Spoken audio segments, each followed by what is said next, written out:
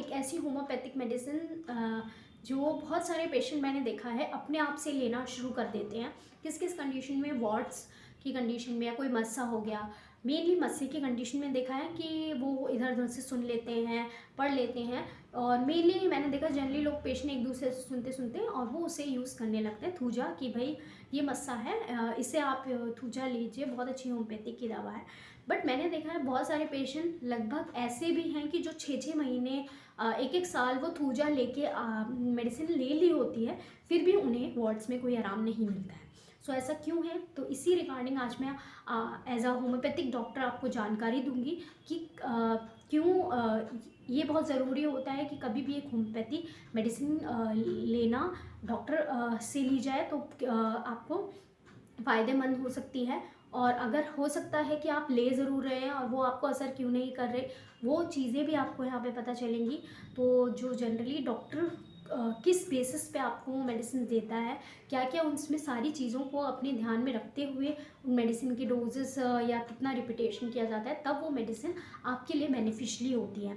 तो same thuja का तो मैंने बताया कि पेशेंट ऑलरेडी बहुत टाइम से लेके आते हैं और फिर भी उन्हें रिलीफ नहीं मिलता और आप डॉक्टर आपको वो ट्रीटमेंट प्रोवाइड करता है, तो वाई दे आर इफेक्टिव, तो ये मैं आज आपको वीडियो में बताऊंगी। सो मैं doctor Harshika and welcome to my channel doctor Harshika homeo talk, जहाँ होम्योपैथी से रिलेटेड जानकारियाँ डिस्कस करते हैं, दवाइयाँ और बहुत सारी बीमारियों में होम्योपैथी किस तरीके से अपना योगदान देती है। सो चलिए शुरू करते हैं। आज की वीडियो रहेगी ऑन थूजा।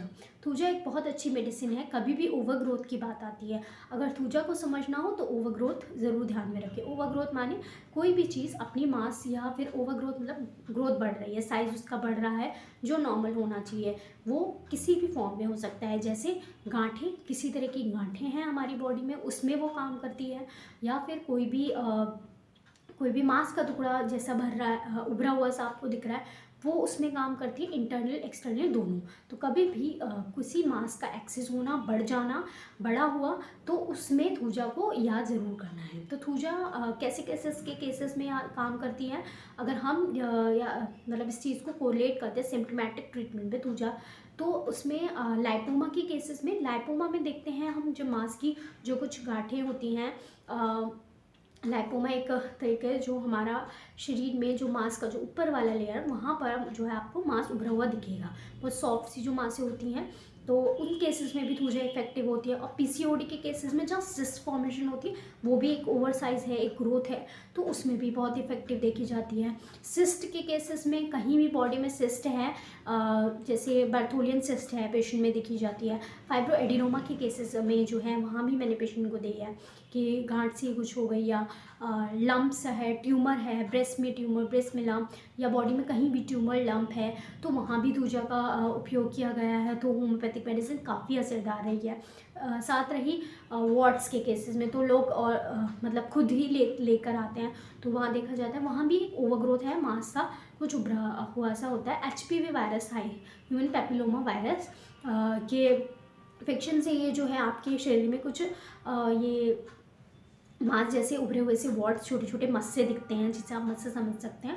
ये कैसे भी हो सकते हैं, कई बार लोगों के डार्क कलर के होते हैं अपनी बॉडी से, कुछ के लाइट कलर के, बिल्कुल स्किन कलर के होते हैं, और छोटे बड़े, किसी के बहुत ज़्यादा बड़े होते हैं, 1 सेंटीमीटर भी लोगों के मैंने देखे हैं, और कुछ के बहुत ही छोटे छोटे बिल्कुल फेस पे रहेंगे, बॉडी पे, नेक पे रहेंगे।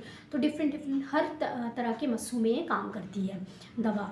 अब बात रही कि ये कभी भी ग्रोथ से हम रिलेट करते हैं, बट जो लोग बोलते हैं कि हमने ये वार्ड्स की कंडीशन में लेके आए हैं तो क्यों असर नहीं करे, तो मेनली लोग जो है 30 पोटेंसी या 200 पोटेंसी अपने आप से इधर से देख ली, तो इनसे सुन लिया, इधर से सुन लिया, किसी से सुन लिया, तो हमने भाई इसको 200 को हम लेते जा रहे थे, एक से दो बार मतलब ले ही लेते थे। कभी ले लिया, हफ्ते में एक बार ले ली, ठीक हो गया, हमारे हल्के से लगे कि कम हो गए, या फिर तो हमने बंद कर दी तो फिर हो गए, फिर ले ली, या फिर कभी मन करा तो ले ली, कभी भूल गए, और इस तरीके से लेते थे कि कभी तो ठीक हो जाते थे। तो एक प्रॉपर उसका जो एक मेडिसिन को लेने का तरीका था वो उन्हें नहीं आया, और उनकी मेडिसिन जो है ठीक नहीं, और फिर लोग बोल देते हैं कि हाँ भाई होम्योपैथी ने तो असर नहीं करा। तो ये चीज़ बहुत जाननी ज़रूरी है कि मेडिसिन को किस तरीके से लिया जाए।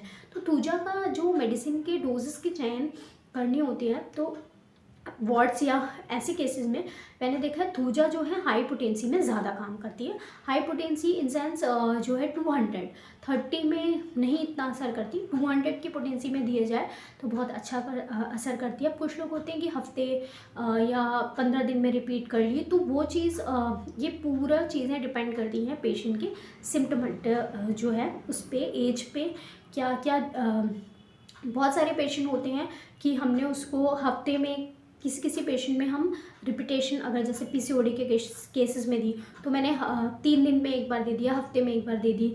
कुछ केसेस ऐसे होते हैं तो वो उस चीज़ पे डिसाइड होता है, जो डॉक्टर एक डिसाइड करता है कि हाँ इतनी ही स्लाइड डोज उसके लिए इफेक्टिव रहेगी, पुश की तरह इफेक्ट रहेगी विद अदर ट्रीटमेंट पीसीओडी के केसेस में।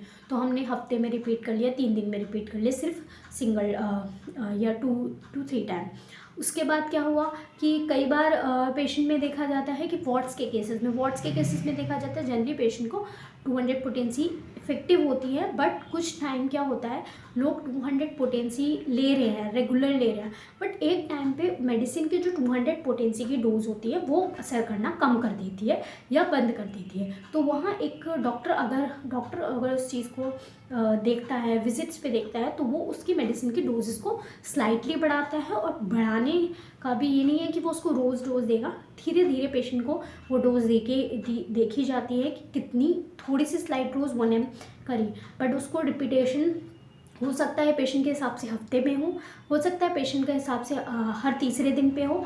देखा जाएगा क्या अब उसके वार्ड्स की सिचुएशन है, स्लाइटली कम हो रहे हैं, क्योंकि अगर आप एकदम से बहुत ज़्यादा 1 ml 10 ml डोज कर दें तो कई बार पेशेंट के सिम्टम ठीक होने के दौरान थोड़े से स्लाइट एग्रीवेट होते हैं, तो पेशेंट समझता है हमारे तो सिम्टम बढ़ रहे हैं, वो घबरा जाता है और या फिर ले रहा है medicine 1 ml 10 ml high dose और एकदम से छोड़ देता है, तो भी उसमें स्लाइट पेशेंट को दिक्कत होती है कि उसके सिम्टम थोड़े से बढ़ जाते हैं और पेशेंट परेशान हो जाता है। तो एकदम से हाई डोज करके और उसे छोड़ देते हैं तो इसका एग्रीवेशन देखा जाता है। तो ये बहुत ध्यान रखना होता है, हाई डोज विद कॉशनली उसका रिपीटेशन जो एक डॉक्टर करता है कि किस तरीके से हम उसको स्लाइड धीरे धीरे उसकी डोज को बढ़ाते हैं और उसका रिपीटेशन बहुत ही हिसाब से देख के हर विजिट को पेशेंट पे बुला के इस तरीके से रिपीटेशन करते हैं।